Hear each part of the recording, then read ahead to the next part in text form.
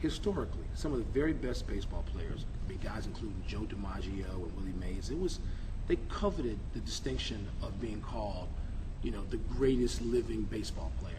And I wonder, as this whole week unfolds, if you care about being called the greatest basketball player ever, does that matter? Do you want that?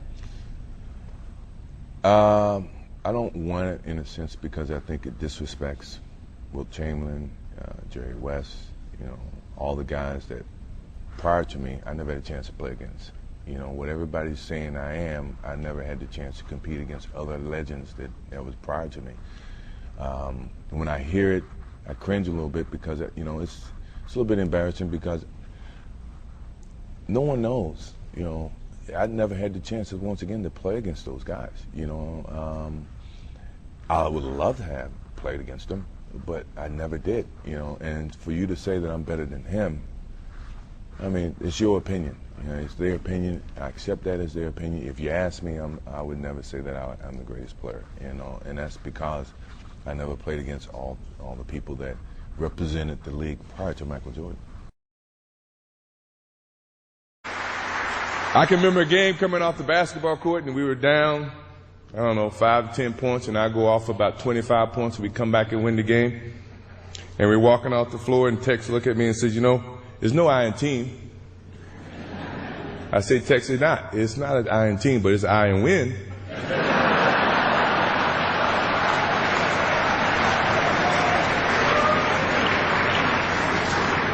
I think he got my message. I'd do anything to win.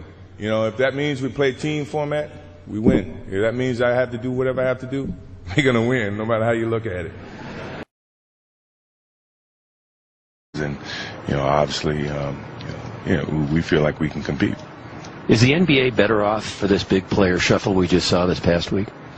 That's yet to be determined. I think, you know, free agency is a part of every professional sport. And, you know, how that's going to, you know, play into this whole scenario, I don't really know. I think time will tell.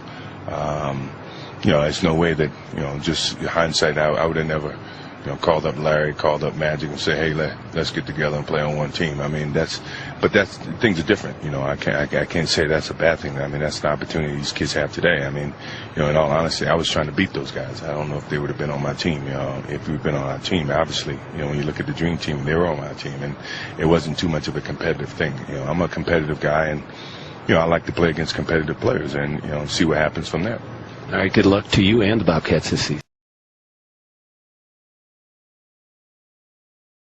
Thanks. And Rondo hits a three. Allen has 5. That's 6 all told for the Celtics, who are up again by 18. Losing to a battle-tested, hardened team like the Celtics in a critical game is one thing. I can live with that. But rolling over and having them come into your house and rip your hearts out is unforgivable. And that's what happened to the Cavaliers. And while it may ultimately end up costing Coach Mike Brown his gig, LeBron James is the guy who's going to have to wear that.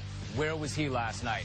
The biggest, baddest dude in the crew has to lead from the front. He can't go looking for help from the bouncer when the other guys start throwing punches. In fact, he's the one who should have thrown that first punch like he did back in Game 3. Where was that guy last night? The two-time NBA MVP is not half the alpha dog he thinks he is or wants you to believe he is, not if he's no-showing in one of the biggest games of his career. And while he may have a body and a skill set that nobody else has ever had, there's no way Michael, Irv, or Larry would have ever let that happen. He's not wired for it the way those other guys were. He doesn't seem to have that kill or be killed mentality. This is the guy who wanted to honor Mike by giving up his number 23? Yeah, maybe, but he just dishonored him with his act last night. Mike would kill somebody to win that game. He'd rather die on the court than lose by 1 in his own house. Cleveland just does not have Boston's stones or their toughness. Too many skits, not enough heart. Too much clowning, not enough fire. If Kobe Bryant saw any of his guys clowning and dancing like that during the game or in the pregame, he'd bust somebody in the mouth. But LeBron won't. In fact, he's the reason they do it. It all starts at the top. They take their cue from him. The thing that separates Bryant, MJ, Irv, and Bird from LeBron isn't the rings, but a commitment, a willingness to pay the price. James does not seem to have that, or he wouldn't have been so passive in such a big game last night. He just doesn't seem to want it the way the other guys do or did. With those guys, it was personal. Now, I'm not up in this guy's head, but I don't think the ring dominates his every thought every single day the way it does the others. Because if it did, he would have never let that happen last night. He would have done something long before it ever got to that point. Forget throwing the first punch. I'm still waiting for him to join that fight. Not only would those guys rather die than lose like that, as true alpha dogs, they would have owned it afterwards. They would have said, I'm the guy. This is my team. I'm the leader in this house. That's on me. But that's not what James did. In fact, he passed the buck completely. You just got to go out there and just try to do what's best.